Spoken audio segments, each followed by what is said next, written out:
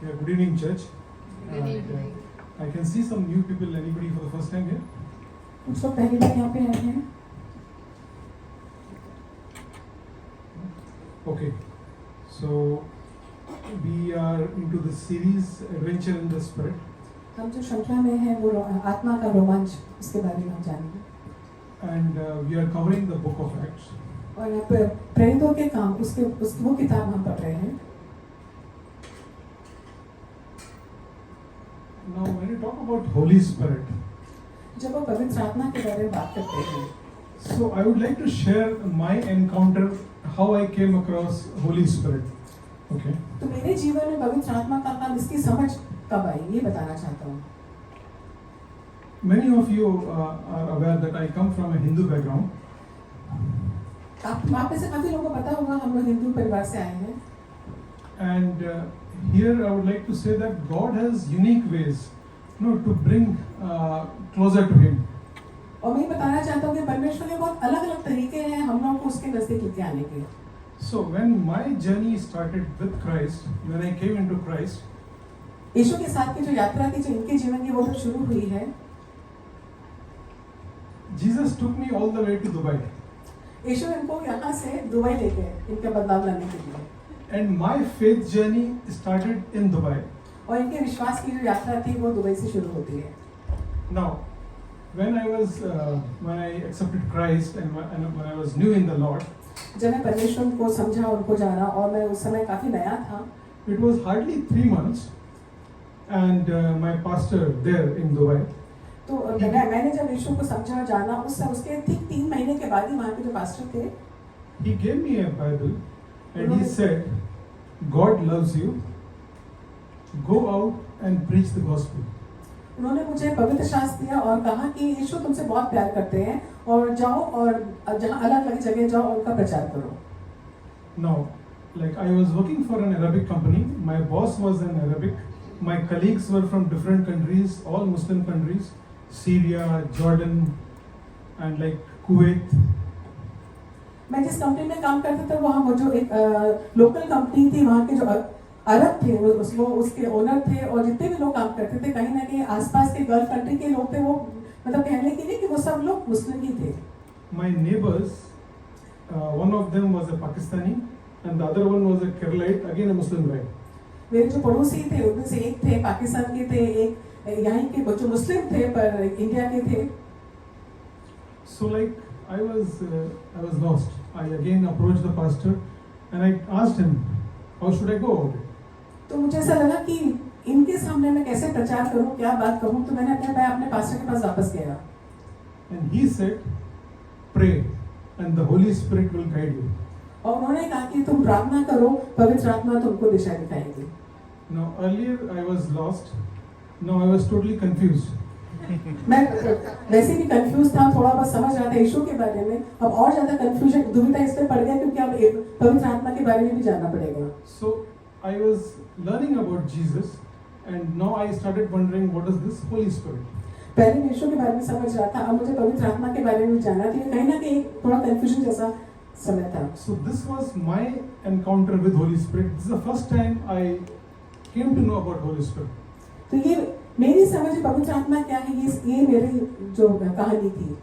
So this becomes the basis of today's message, तो आज का जो संदेश है, which is I have titled the power of Holy Spirit. तो आज का जो संदेश है उसका विषय है पवित्र आत्मा का सामर्थ्य. And I can tell you it's now almost I started my journey in 2015. It's almost 11 years. The Holy Spirit has done wonders in my life. Amen. तो मैं बताना चाहती हूँ मेरी कहानी जहाँ 2015 से शुरू होती है, अब तक पे बहुत सारी चीज, चमत्कार, बहुत सारे कार्य पवित्र आत्मा ने मेरे जीवन में किए हैं. I would like to correct myself in our life because I want to have my dinner today. So it's been a journey. Now we are married for 30 years and Holy Spirit has done wonders in our life. Amen. हमारे 30 साल की शादीशुदा जिंदगी में पवित्र आत्मा ने बहुत सारे कार्य, बहुत सारे चमत्कार किए हैं. Okay. With that basis, I would again like to recap certain things before I start with my message. This is basically which we discussed almost 3 to 4 weeks back. 3-4 महीने पहले हमने 3-4 weeks. 3-4 हफ्ते पहले हमने कुछ बातों के बारे में जाना था। No, when Jesus was resurrected, जब यीशु का पुनरुत्थान हुआ था, he spent 40 days with his apostles वो and disciples, अपने शिष्यों के साथ उन्होंने 40 दिन बिताया and he instructed his disciples, which is called as the Great Commission. उन्होंने अपने शिष्यों को एक महान आयोग के बारे में कार्य दिया,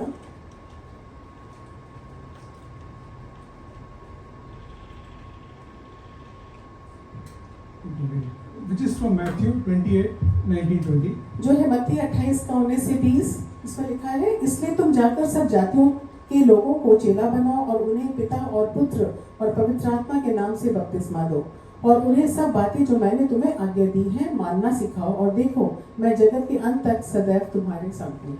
Now here if you see, Jesus tells his disciples, go to all nations, not one nation, but go to all nations and teach your disciples what I have taught you. तो यहाँ यीशु अपने शिष्यों से कहते हैं कि अलग अलग देशों में जाओ और वहाँ के लोगों में मसीह का प्रचार करो। And he also said one thing, that when I am not there, और उन्होंने एक बात और कही साथ में कि अगर जब मैं नहीं रहूँगा, the Holy Spirit will be with you and he will guide you. तब उन्होंने कहा कि जब मैं नहीं रहूँगा तब पवित्र आत्मा तुम्हारे साथ रहेगी और वो तुम्हें गाइड करेगी, दिशा दिखाएगी। Which is said in John 14:26. यूहन्ना 14:26 में कहा है, परंतु सहायक अर्थात पवित्र आत्मा जिसे पिता मेरे नाम से भेजेगा वह तुम्हें सब बातें सिखाएगा और जो कुछ मैंने तुमसे कहा है वह सब तुम्हें स्मरण कराएगा। Now Jesus has told his disciples that you start your mission, like you start making your disciples from Jerusalem itself. जहाँ यीशु ने अपने शिष्यों से कहा कि यरूशलेम से लेके तुम आगे बढ़ो, प्रचार करो और तुम शिष्य बनाओ। And the disciples waited for 10 days. और उनके शिष्य 10 दिन उन्होंने इंतजार किया। And on the 50th day, और 50वें दिन, on the day of Pentecost, पुनरुत्थान के दिन, they were filled with the Holy Spirit. वो पवित्र आत्मा से भर दिए गए। Now, when they were filled with the Holy Spirit, they were all charged up.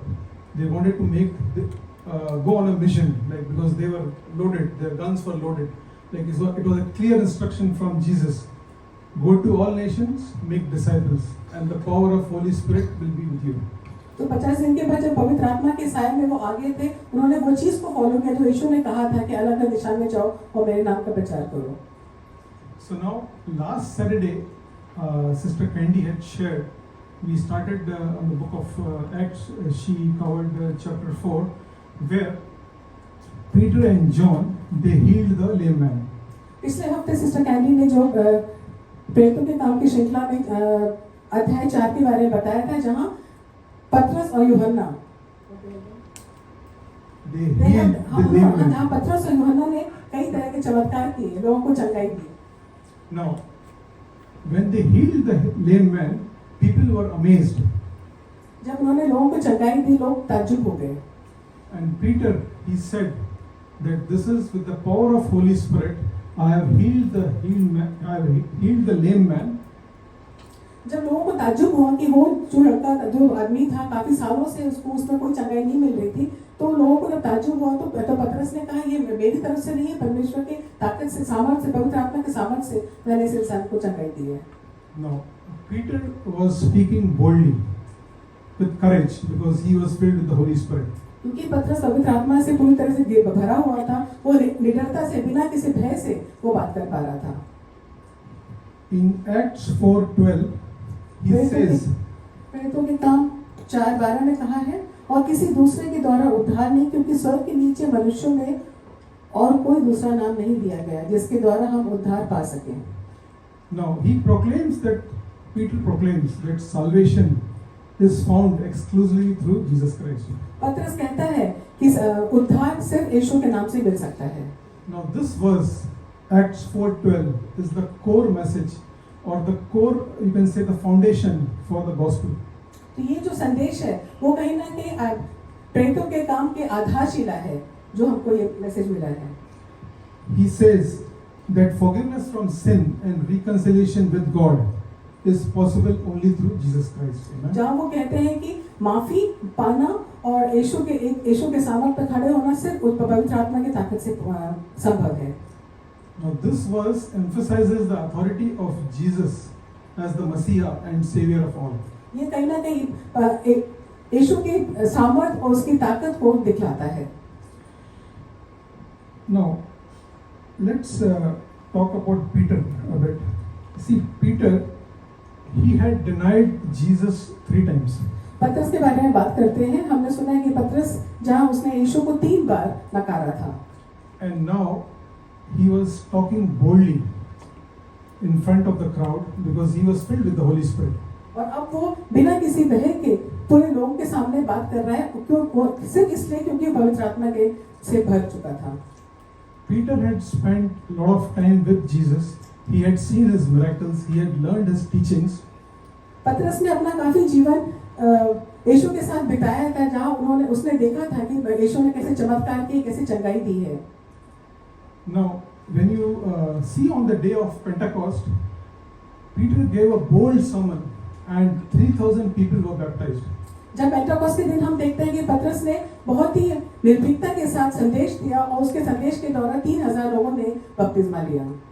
Now, the way Peter and John, they were going about preaching and talking about Jesus, the Jewish council, the elders and the priests there, they called them. तो जिस निर्भीकता के साथ में पतरस और यूहन्ना वहाँ पे प्रचार कर रहे थे चारों तरफ, वहाँ की यहूदी के जो लीडर्स थे, अगुवा थे, उनको थोड़ा सा अचंभित लगा और उन्होंने इन दोनों को अपने पास बुलाया. Now, when they were called, they were asked, "How you have done this miracle?" And Peter said, "It is by the power of Holy Spirit which is in me through Jesus Christ." तो उनको जब बुलाया उनसे कहा कि तुम ऐसे चमत्कार कैसे कर सकते हो. तो पतरस ने कहा कि ये सिर्फ पवित्र आत्मा के सामर्थ्य से ये कार्य में हो सकता है. The priests, the elders and all the people, they were just wondering how come fishermen, like they were just fishermen, they were not any religious leaders without any teachings, how can they do this miracle? तो वहाँ के जो leaders थे वो उसे प्रश्न कर रहे थे कि ये सब तो एकदम मामूली से मछुआरे हैं, ये ऐसे बड़े बड़े चमत्कार कैसे कर सकते हैं. So the Jewish council, they asked these apostles, Peter and John, not to preach about Jesus. तो यहूदियों का जो परिषद था उन्होंने उनको बुलाया और उनको ये निर्देश दिया कि तुम इस तरह का प्रचार करना बंद कर दो अभी. And when they said this, Peter replied, और जब उन्होंने ऐसा निर्देश दिया तो पतरस ने कहा प्रेरितों के काम 4:19-20 में, परंतु पतरस और यूहन्ना ने उनको उत्तर दिया कि तुम ही न्याय करो कि क्या यह परमेश्वर के निकट भला है कि हम परमेश्वर की बात से बढ़कर तुम्हारी बात माने, क्योंकि यह तो हमसे नहीं हो सकता कि जो हमने देखा और सुना है वह ना कहें. So if you see in this verse, Peter and John, they were very clear about their thoughts. They said, we will obey God and not any religious leaders or any earthly people. तो यहाँ पे हम देखते हैं कि पतरस और यूहन्ना काफी ज्यादा निर्भीकता के साथ में कहते हैं कि जो हमें परमेश्वर ने कहा है हम वही काम करेंगे, हम किसी और की बात नहीं सुनेंगे. So it was very clear obedience to God rather than human authority. ये कहीं ना कहीं बहुत साफ समझ में आता है कि हमें सिर्फ परमेश्वर की आज्ञाकारी बनना चाहिए बजाय किसी इंसानों के. Now, when you see with the message of Peter and John, the believers were increasing. They started following Jesus. They started following Peter and John. हम देखते हैं कि जैसे जैसे पतरस और यूहन्ना अपना प्रचार करते हैं, वो बहुत सारी तादाद में, बहुत बड़ी तादाद में लोग उनको फॉलो करना शुरू कर देते हैं. And it was obvious that when these people were getting together, they were following Jesus, the formation of early church was being formed. तो कहीं ना कहीं जब सारे लोग धीरे धीरे इनकी तादाद बढ़ने लग जाती है, कहीं ना कहीं एक नई कलीसिया की शुरुआत होती है. And the believers started facing opposition, they started facing challenges, they started facing persecution. तो कहीं ना कहीं जो विश्वासी लोग थे अब उनके ऊपर सताव होने शुरू हो गए, उनका विरोध किया जाने लगा. So how did they respond? They didn't respond in fear, but what they did was they gathered together and prayed. तो जब उनका चारों तरफ से विरोध होने लगा तो उन्होंने क्या किया, वो इकट्ठे हुए, एक जगह पे इकट्ठे हुए और लगातार प्रार्थना करने लगे। So what happens when people of God they start praying together? तो क्या होता है जब परमेश्वर के बच्चे साथ में मिलकर प्रार्थना करते हैं? I can recollect Matthew 18:20 where it says that when two or more gather in his name the presence of God is felt. Amen. जहाँ मत्ती 18:20 में कहा गया है कि जहाँ दो और उससे अधिक लोग एक साथ प्रार्थना करते हैं वहाँ परमेश्वर की उपस्थिति होती है। So what happens when people of God come together and pray? There are three things which happens. तो क्या होता है जब विश्वासी लोग साथ में मिलते हैं और प्रार्थना करते हैं? तीन तरह की चीजें होती हैं। Number one, God's presence is manifested. सबसे पहला कि वहाँ पे परमेश्वर की उपस्थिति आती है। And in this process, what happens? Like we may not feel the physical, like the grounds are shaking, but what happens is the presence of God, it shakes our hearts, it removes doubts, it breaks strongholds, and gives power. जब हम कहते हैं कि परमेश्वर की उपस्थिति आती है तो हम देख नहीं पाते हैं कहीं ना कहीं, लेकिन हमारा हृदय हिल जाता है, कई सारे चमत्कार हमें दिखाई देने लगते हैं। Second thing, what it happens is the believers are filled with the power of Holy Spirit. और दूसरा जो हम देखते हैं वो ये है कि सारे जो विश्वासी हैं वो पवित्र आत्मा के उसमें भर जाते हैं। Now, here when you see all the believers who prayed, some of them they had already got the Holy Spirit on the day of Pentecost. But now when they are praying again, there is a refilling of the Holy Spirit. तो हम देखते हैं कि जहाँ वो प्रार्थना करते करते पवित्र आत्मा उतरती है, तो वही हम देखते हैं वो जैसे लगातार प्रार्थना करते हैं उनके अंदर पवित्र आत्मा और ज्यादा भरने लगती है। And what happens in the process? They become bold. और इस सारी प्रक्रिया में वो और ज्यादा लीडर हो जाते हैं। And with this boldness, they start speaking the word of God. और इस निडरता के साथ वो परमेश्वर के वचन को बोलते हैं। So the disciples, they were not worried of opposition, but they got the boldness from Holy Spirit and they started speaking the word of God. तो जो भी उनके शिष्य हैं अब उनको किसी और का डर नहीं है, बल्कि वो बिना किसी भय के पूरी तरह निडरता के साथ वचन को प्रचार करते हैं। So from this verse, like it's an encouragement to all of us that God wants us. He wants us to be witness at our workplace, at our locality, wherever in your neighborhood, to spread the word of God, to spread the good news. Amen. तो इसी निर्भीकता के साथ परमेश्वर हम सबसे इस बात का उसको उम्मीद करते हैं कि हम अपने आसपास के आस पड़ोस के लोग अपने ऑफिस में या अपने दोस्तों के बीच में परमेश्वर की बातों को बताएं। And this can happen only with the power of Holy Spirit. और ये तभी होगा जब पवित्र आत्मा आपके साथ रहेगी। Now, when we are going through this book of Acts, like we will be completing this series of the adventure in Holy Spirit. One thing here I would like to share is the book of Acts. Anybody why it is called book of Acts? Or I'll put it. It is also called Acts of Apostle. प्रेरितों के काम, इसको जो English में acts book of acts कहा गया, ऐसा क्यों कहा गया है? Now, if you see, book of Acts is written by Luke, and के काम जो है वो लूका ने लिखा है। And also, if you see Luke, the Gospel of Luke, it was written by Luke. And when you read Luke, Gospel of Luke, and you just follow the book of Apostles or book of Acts, तो जब हम लूका की किताब पढ़ते हैं उसमें साथ में प्रेरितों के काम की किताब भी समझते हैं, you can make a clear definition, or you can reflect that in the book of Luke, it is described what Jesus did in his ministry. तो जब हम लूका की किताब पढ़ते हैं उसमें बहुत ही बहुत सही तरीके से लिखा हुआ कि यीशु ने अपने कार्यकाल में क्या-क्या कार्य किए थे। But in the book of Acts, the book of Apostles, it is mentioned what Jesus wanted the apostles to do or act. और वही प्रेरितों के काम में हम देखते हैं कि यीशु अपने शिष्यों से क्या चाहते थे। So this is a clear indication of what Jesus did and what Jesus wanted from his apostles in the book of Acts. तो कहीं ना कहीं ये सारी बातें क्लियर होती है कि लूका में जहाँ यीशु ने क्या कार्य किए थे, वही हम प्रेरितों के काम में हम देखते हैं कि वो अपने शिष्यों से, अपने जानने वालों से क्या उम्मीद करते हैं। And if you see in the book of Acts, it's mentioned more on Peter, John, and in the initial chapters, and in the last chapters, it is more about Paul. तो जही हम देखते हैं कि प्रेरितों के काम की शुरुआती तौर पे हम कहीं ना कहीं पतरस और यूहन्ना के बारे में पढ़ते हैं, वही उसके आखिर में पौलुस के बारे में सब बताया जाता है। Okay, so now this is the mission of the apostles. Like it is basically on evangelism, to spread the word of God and to make disciples. Amen. Okay, this is like the mission of the apostles, to spread the word of God. हाँ, तो ये जो विश्वासी लोग थे, जो उनके शिष्य थे, उनका ये कार्य था कि परमेश्वर के वचन को सब जगह बांटा जाए। So this is nothing but evangelism. तो कहीं ना कहीं प्रचार करने का कार्य है। Okay, so now I will share a story. It's a true story about an evangelist. ये सच्ची घटना पे आधारित एक कहानी है जो आपको सुनाने जा रहा हूँ।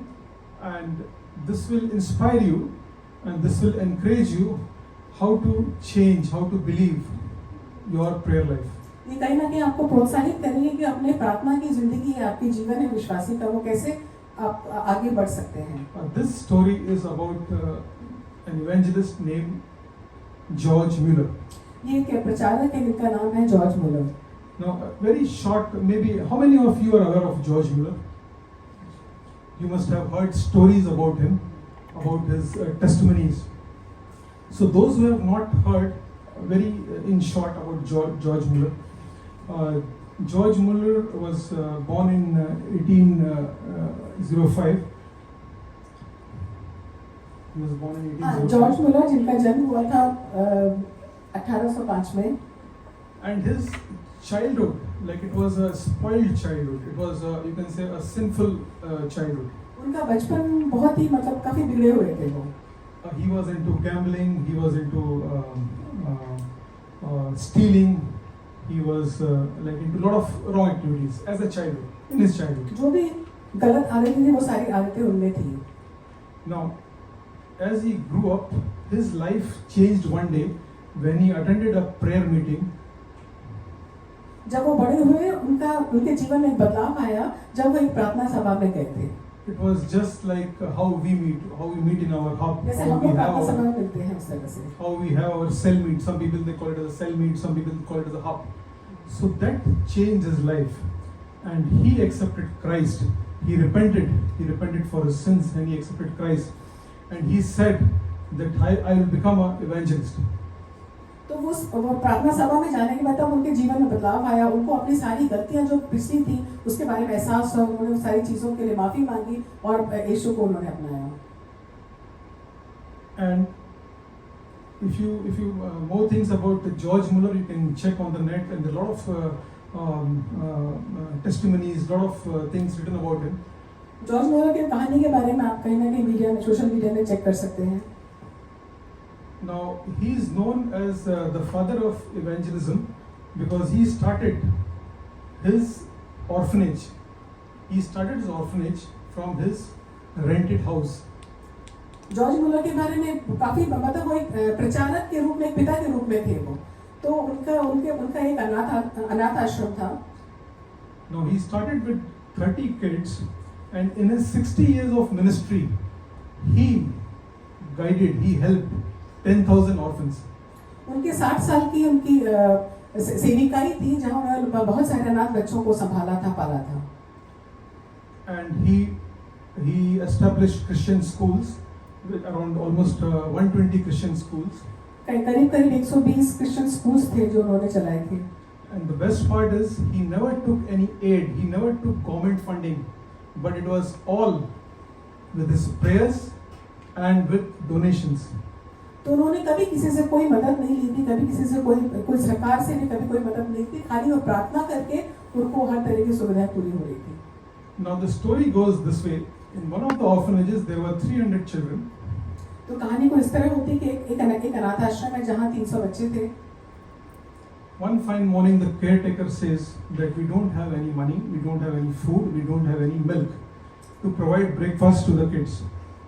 एक सुबह वहाँ पे जो रखवाला था वो आता है, वो कहता है कि अभी इस समय ना कोई पैसा है, ना घर में कोई राशन है, ना कुछ खाना पीना है। George Muller says to the caretaker, "Don't worry. Ask the kids to come on the dining table. तो जॉर्ज मुलर कहते हैं कि किसी बात के लिए परेशान नहीं होना, सारे बच्चों को इकट्ठा करो और टेबल जो मेज है उस पर बैठने के लिए बोलो। And what he does is he starts praying. He Most- prays to God, "Thank you for the breakfast, what you are going to provide us." और वो परमेश्वर से प्रार्थना करते हैं, उनको धन्यवाद देते हैं कि जो खाना परमेश्वर को देने वाला है वो उसके लिए उसके परमेश्वर से धन्यवाद देते हैं। And remember, there is no food, और there is इसका no मतलब milk, है there कि is ना no कोई- bread. वहाँ पे ना खाना था, ना कुछ पैसा था। Now, as he completes his prayer, there is a knock on the door, जैसे उनकी प्रार्थना खत्म होती है, दरवाजे में खटखटाहट होती है and there is a baker standing there at the door, एक पाव वाला था, वो दरवाजे में खड़ा होता है and he tells Mueller that last night I saw a dream at 2 o'clock, and God told me to provide bread to the orphanage.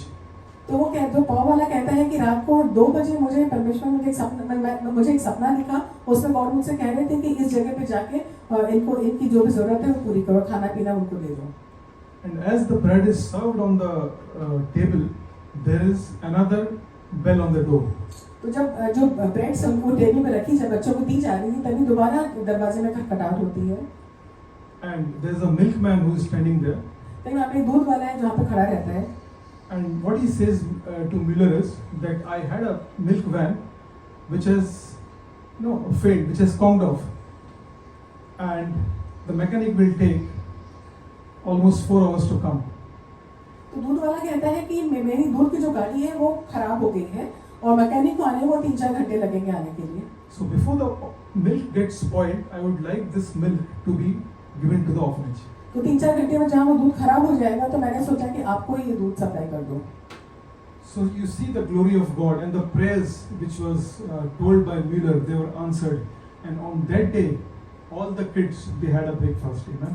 तो ये प्रार्थना की ताकत आप देखते हैं, जहाँ वो प्रार्थना करते हैं किस तरह से परमेश्वर सारी जरूरतों को पूरा करता है। Now there's a lot of learning from this story, like it's an inspiration, and it's like how the prayer life can be transformed. In one of the interviews with the George Mueller, he gave credit to his prayer life when he was asked that how come all your prayers are answered. तो George मुलर से एक बार interview में लोगों ने मुझको पूछा गया कि आप कैसे कि आपकी हर एक प्रार्थना का उत्तर आपको मिल जाता है, हर एक प्रार्थना हाँ हो जाती है। And what he said was, the Holy Spirit, He is the teacher and He is the guide for me. तो वो कहते हैं कि पवित्र आत्मा है जो मेरी गुरु है, जो हमेशा मुझे आगे रास्ता दिखाती है। And remember Matthew 7:7, which says, और मत्ती का 7:7 जो कहता है, ask, it will be given. मांगो तुम्हें मिलेगा, Seek, you will find. ढूंढो तुम पाओगे, And when you knock, the doors will open. और Amen. जब खटखटाओगे दरवाजा तुम्हारे लिए खुलेगा। So he strongly believed in this prayer, and he strongly said that prayer is not a burden, it's a way of life. और वो कहते हैं कि प्रार्थना कभी बोझ नहीं होती है, प्रार्थना एक दिशा होती है आगे बढ़ने के लिए।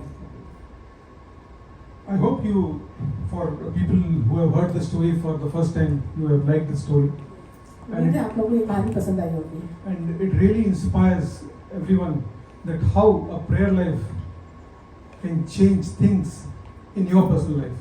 हम सभी इस कहानी से प्रोत्साहित हो सकते हैं कि कहीं ना कैसे प्रार्थना के दौरान जिंदगी में कितना बड़ा बदलाव आ जाता है। Okay. Now we'll go to some heavy stuff. Okay, just pay attention because this is something very important. कुछ बहुत मुख्य बातें हैं जो आप लोगों को बताने जा रहा हूँ। Now, there are times, there are moments in our life when we are not able to pray. कभी कुछ ऐसा समय आता है जब हम प्रार्थना नहीं कर पाते हैं। You are emotionally drained, physically drained. हम किसी तरह से या भावनाओं में इतने ज्यादा दुखी हैं किसी बात के लिए, या शारीरिक रूप से इतने कमजोर हैं। we are not able to pray. We are not able to find the right words. हम प्रार्थना नहीं कर पाते हैं और कहीं ना कहीं जब प्रार्थना के लिए बैठते भी हैं तो हमें शब्द नहीं मिलते हैं कहने के लिए. And sometimes it happens that we sit, but it is only the tears which starts flowing, but no words. और कहीं ना जब बहुत सारे बोझ के साथ हम बैठते हैं तो कहीं ना कहीं प्रार्थना के समय शब्द नहीं निकलते हैं और सिर्फ आंसू बह रहे होते हैं. So at this moment, at this time of your weakness, the Holy Spirit prays for you. Amen. तो जब आप इस कमजोरी की अवस्था में रहते हैं उस समय पवित्र आत्मा है जो आपकी तरफ से आपके लिए प्रार्थना करती है. The Holy Spirit bridges the gap between you and the Father. तो आपके और परमेश्वर के बीच में जो अंतर आ जाता है वो पवित्र आत्मा उसको भरती है. He is strong in your weakness. वो आपके कमजोरी में आपकी ताकत बनती है. When you cannot speak, the Holy Spirit speaks for you. जब आप कुछ नहीं कह पाते हैं तब पवित्र आत्मा आपकी तरफ से कहती है. And you will see in Romans, where again Paul says in verse 8, 26 to 27. वही रोमियो 8:26 में कहा है, इसी रीति से आत्मा भी हमारी दुर्बलता में सहायता करता है, क्योंकि हम नहीं जानते कि प्रार्थना किस रीति से करना चाहिए, परंतु आत्मा आप ही ऐसी आंखें भरकर जो बयान से बाहर है हमारे लिए विनती करता है. और मनों का जांचने वाला जानता है कि आत्मा की मनसा क्या है, क्योंकि वह पवित्र लोगों के लिए परमेश्वर की इच्छा के अनुसार विनती करता है. So here if you see in these two verses, there are two parts. So in the first part, the Holy Spirit intercedes on behalf of you, and when you are not able to make any prayers or your prayers are weak, it escalates into a language which is only understood by the heavens. Amen. जब हम कमजोरी में प्रार्थना नहीं कर पाते हैं तो पवित्र आत्मा हमारी वो जो भाषा नहीं निकलती वो हमारी तरफ से एक ऐसी भाषा बना के वो हमारी प्रार्थना को ऊंचा उठाती है. And if you see in the verse, it's written in the first part, wordless groans. So it is not that something you don't have faith, but it is the inner voice. It's the inner voice of the heart, which cannot be described in words. तो जब कभी हमें कभी शब्द नहीं मिलते हैं तो इसका मतलब ये नहीं कि हमें बोलना नहीं आता है, हम इस स्थिति में होते हैं कि शब्द निकल नहीं सकते हैं. And remember, the Holy Spirit always prays as per the will of the God. और इस बात को समझिए कि पवित्र आत्मा हमारी इच्छा से नहीं, वो जो प्रार्थना करती है परमेश्वर की इच्छा के अनुसार उस प्रार्थना को करती है. Here, like to make it more simple or more easy, I would like to share one example. In one of the cell meets, one of the brother, he was struggling with his job. यहाँ पे बताना चाहता हूँ कि एक बार हमारी प्रार्थना की सभा थी, वहाँ पे एक भाई थे जिनको जो जॉब के लिए परेशान हुए थे. He had so much pressure, and he shared in one of the cell meets that he is not able to pray. तो वो इतने ज्यादा परेशान थे, उन्होंने हमसे कहा कि वो प्रार्थना नहीं कर पा रहे हैं. And he wanted to change his job. His name was Ajay. और उनको अपना जो काम भी, जो ऑफिस में काम था वो भी चेंज करना था. उनका नाम था Ajay. No, here he was praying, but now imagine how the Holy Spirit prays. यहाँ पे वो प्रार्थना कर रहे थे, पर किस तरह से पवित्र आत्मा उनके लिए प्रार्थना कर रही थी. The Holy Spirit is praying to God. पवित्र आत्मा परमेश्वर से कह रही थी. God the Father. Yeah. पवित्र आत्मा पिता परमेश्वर से कह रही थी. It is your will that Ajay should not change his job, but entirely depend on him. God the Father. तो यहाँ पवित्र आत्मा परमेश्वर से कहती है कि परमेश्वर की इच्छा है कि ये जो बंदा है वो अपना काम, जॉब चेंज ना करे और पूरी तरह से परमेश्वर पर निर्भर रहे. The Holy Spirit says that God don't give him a new job, because his new boss will be more nastier than his present boss. तो पवित्र आत्मा कहती है कि ये जो अजय है वो जो नौकरी ढूंढ रहा है दूसरी जगह पे, वो जानते हैं कि वो उसका जो बॉस है वो सही नहीं है, तो इसलिए वो नहीं चाहते कि वो बदलाव लाए करके. The Holy Spirit says to God that give Ajay the supernatural power. तो पवित्र आत्मा परमेश्वर से कहती है कि अजय को एक अलौकिक ताकत दी जाए. And also the wisdom. और साथ में वो समझदारी दी जाए. To manage this pressure. ताकि वो जो ये बहुत जो परेशानी है उसको संभाल सके। And the will of God shall be done as per His way, as per His time. और परमेश्वर की इच्छा उसके जीवन में हो उसके हिसाब से उसके समय पे। So, are you able to imagine this is the way the Holy Spirit is praying to God to give Ajay the wisdom, the courage, and depend totally on God. Amen. तो इस तरह पवित्र आत्मा प्रार्थना करती है परमेश्वर से कि वो इस इंसान को सही समझ और सही दिशा दिखाए। And you won't believe, brothers and sisters, he was able to manage his job for almost 8 months. और फिर अजय वो 8 महीने उस कंपनी में था और बहुत आसानी से उसका काम चलता रहा। And after 8 months, he got a job which was opened. The doors were opened by God. और 8 महीने के बाद जब उसको नया जॉब मिला परमेश्वर ने उसके नया दरवाजा खोला। And this was as per God's timing and God's plan. Amen. और ये जो कार्य था वो उसका परमेश्वर की इच्छा के अनुसार परमेश्वर के समय के अनुसार हुआ था। Now, if you see the second part here, अगर हम दूसरा भाग देखते हैं यहाँ पर, so here understand that God knows your heart. तो यहाँ हम समझते हैं कि परमेश्वर हमारे हृदय को जानता है। The Holy Spirit is in your heart.